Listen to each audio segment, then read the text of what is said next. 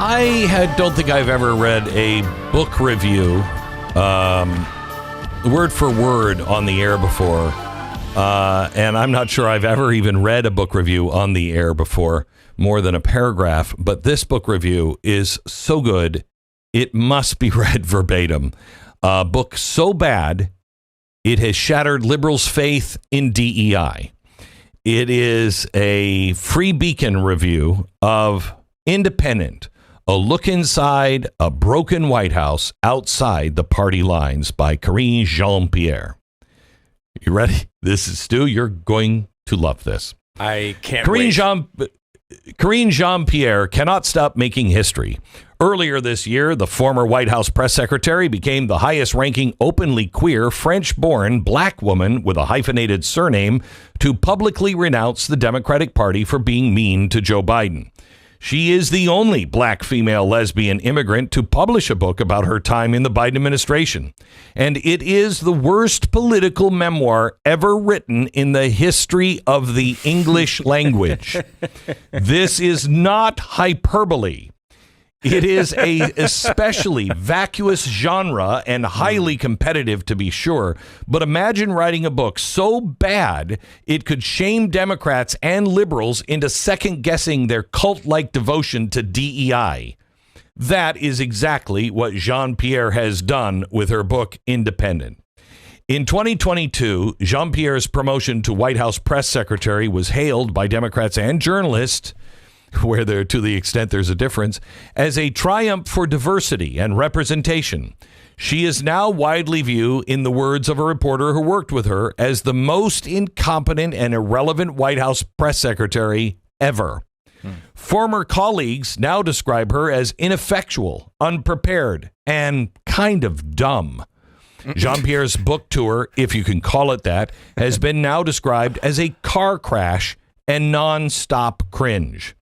She fumbles her way through interviews, repeatedly invoking her lived experience as a trailblazing black woman and openly gay pioneer.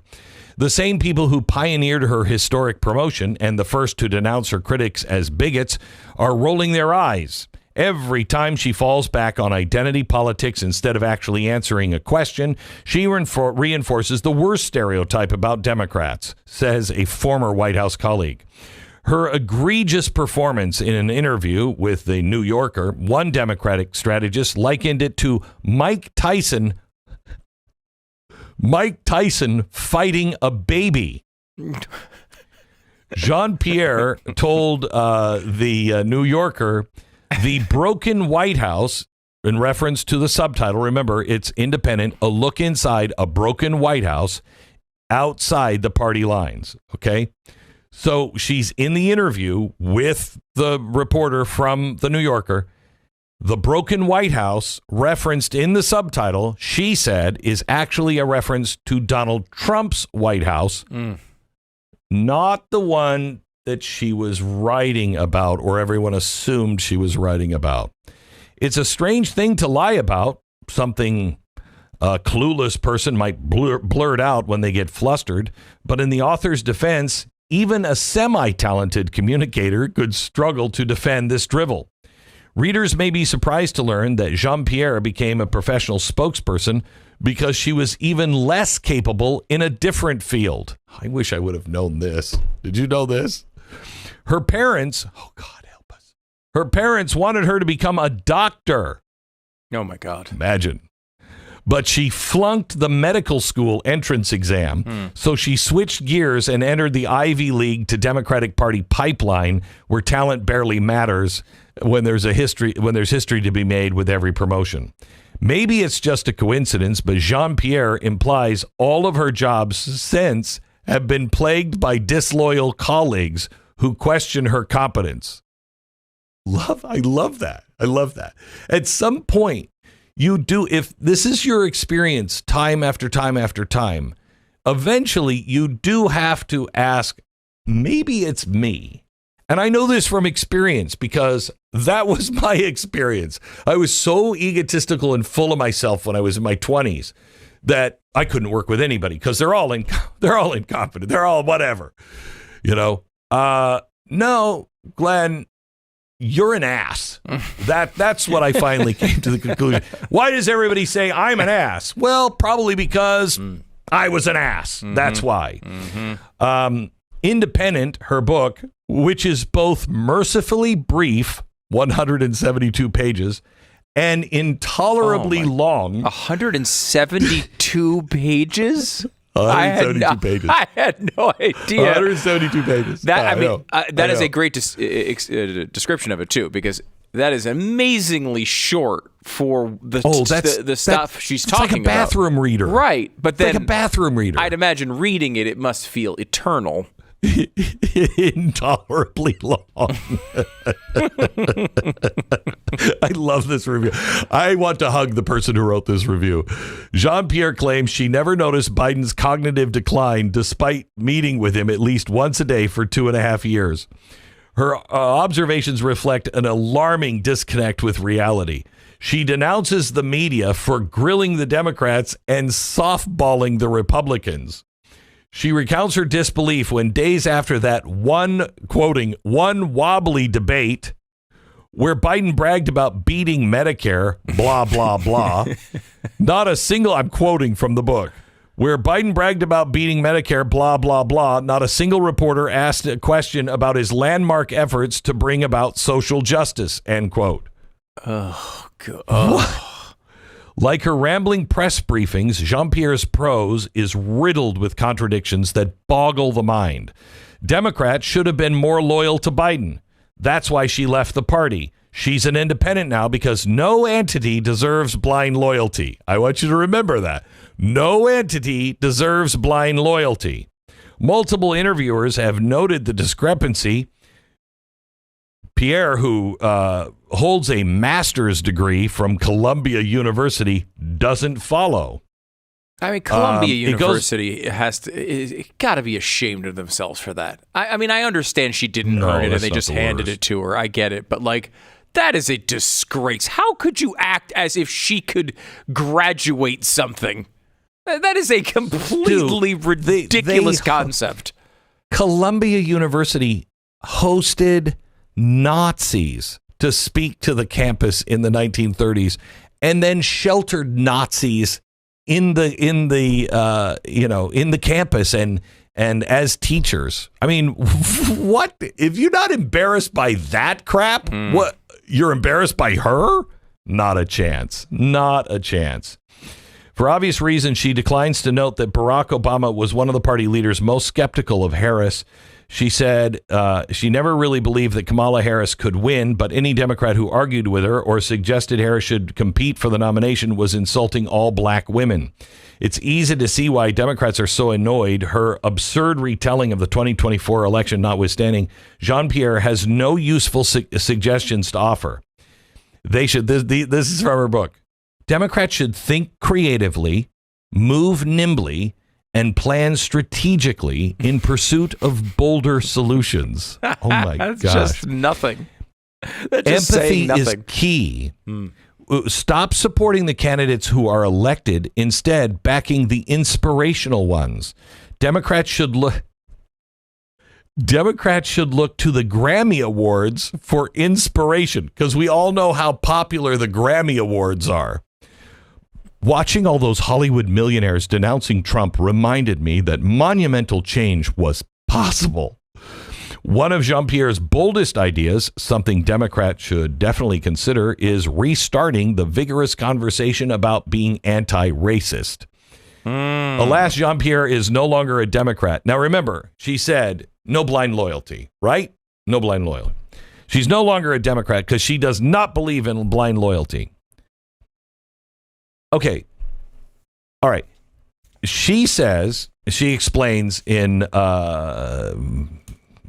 the pages that follow, in so many words, she explains that leaving the party was a tantrum-like plea for attention, a deeply personal quest for, quote, new ways to be acknowledged. That's a quote. New ways Her to be leaving the party acknowledged. was a quest for new ways to be acknowledged, and it's also about self-care. Now, she's left the party because nobody gets blind loyalty, but she'll never vote for a Republican or even a third-party candidate. Well, then what? Wait. If you'll rule those two out, I won't vote for a third party, and I won't vote for a Republican, but I'm going to vote. But they don't get my blind loyalty. Gosh, she's an idiot. It's just... I mean, really? I'd love to say it's more complicated than that, but she's just a vapid moron.